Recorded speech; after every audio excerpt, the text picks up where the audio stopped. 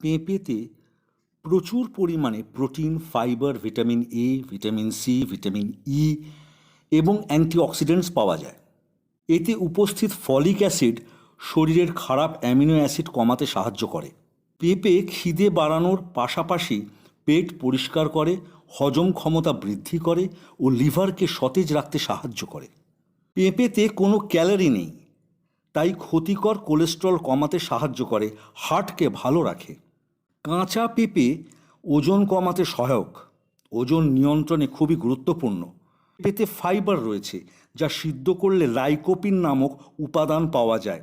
নিয়মিত কাঁচা পেঁপে সিদ্ধ করে খেলে কোলন, প্রোস্টেট ক্যান্সার ও ব্রেস্ট ক্যান্সারের মতো রোগের প্রতিরোধক হিসেবে কাজ করে। শুধু তাই নয়, ডায়াবেটিক পেশেন্টদের জন্য পেঁপে খুবই উপকারী। ভিডিওটি কেমন লাগলো কমেন্ট বক্সে লিখে জানাবেন। আরেকটি লাইক আশা করতে পারি।